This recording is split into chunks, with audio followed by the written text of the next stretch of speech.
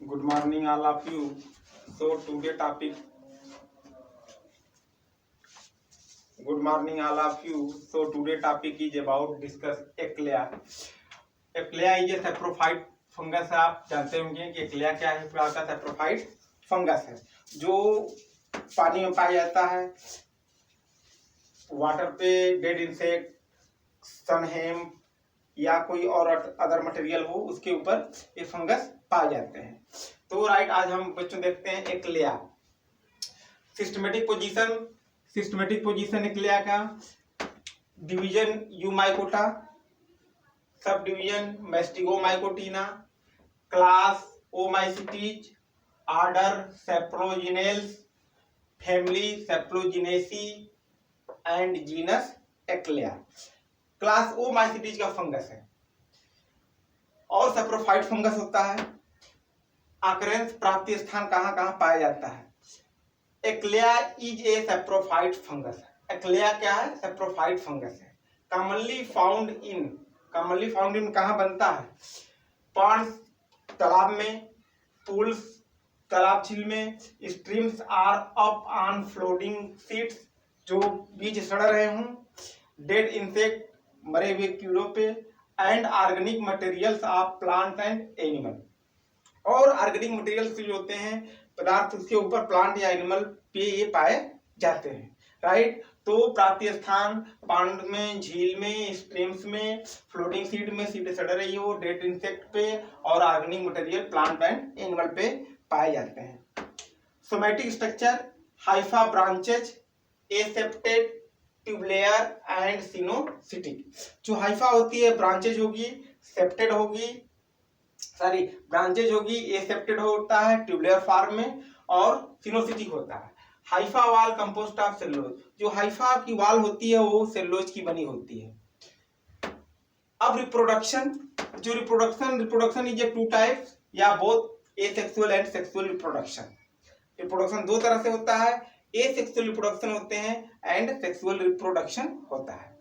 अब हम पहले देखते हैं एसेक्सुअल रिप्रोडक्शन। राइट, ये आपकी हाइफा है। हाइफा कैसा है? नॉन सेप्टेड है, branched and coenocytic. A large number of nucleus, considerable amount of cytoplasm, Golgi body, vacuoles, ये सब इसके अंदर भरे रहते हैं।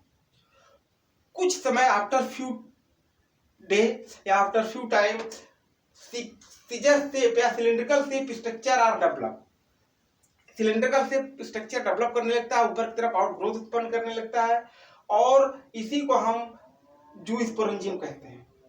क्योंकि इस हाइफा के अंदर से धीरे धीरे ये सिलिंड्रिकल शेप स्ट्रक्चर डेवलप करने लगेगा और इसी को हम जूस्पोरेंजियम कहेंगे।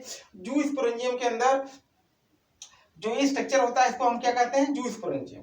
जूस्पोरेंजियम में न्यूक्लियस कई पार्ट में डिवाइड होने लगता है और बहुत सारे जूस्पोर बनने लगते हैं। जब आफ्टर मैच्योर कंडीशन, जूस्पोर की मैच्योर कंडीशन होती है तो जूस्पोरेंजियम वॉल क्या करती है? रप्चर्ड कर जाती है कि जूस्पोरेंजियम वॉल रप्चर्ड, जूस्पोरेंजियम वॉल फट जाती है, जूस्पोर आर लिबरेटेड। अब जूस्पोर बाहर निकल जाते हैं। इच जूस्पोर जो होते हैं वो कैसे होते हैं? स्फेरिकल होते हैं। Each zoospore are spherical, uninucleate and unicellular.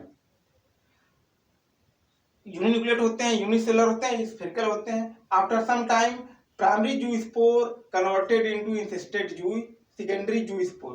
Primary zoospore convert होते हैं सेकेंडरी जूस्पोर में। अब सेकेंडरी जूस्पोर के बारे में थोड़ा सा लिखेंगे। Secondary zoospore is a kidney shape, biflagellate, flagella may be tinsel and whiplash type and attachment of flagella in lateral side. जो फ्लैजिला होगा वो बीच से अटैच होता है, दो फ्लैजिला पाए जाते हैं इसलिए बाइफ्लैजिलेट कहते हैं। अब secondary zoospore is immediately encysted secondary zoospore. ये सेकेंडरी जूस्पोर होता है, इंसेस्टेड हो जाता है सेकेंडरी जूस्पोर में। अब encysted spore is a spherical secondary zoospore. After some time encysted secondary zoospore germinate by germ tube and give rise to new hypha। ये asexual reproduction होता है कि एसेक्सुअल रिप्रोडक्शन हाइफा बनेगा, हाइफा में से outgrowth उत्पन्न होना शुरू करेगा जिसको सिलिंड्रिकल से बेलनाकार होता है और इसको हम जूस्पोरेंजियम कहते हैं। जूस्पोरेंजियम अगर मैच्योर कंडीशन में, जब जूस्पोर बहुत सारे बनते हैं, जूस्पोर जब मैच्योर कंडीशन में होते हैं तो स्पोरेंजियम वॉल फट जाती है, जूस्पोर बाहर निकल जाते हैं।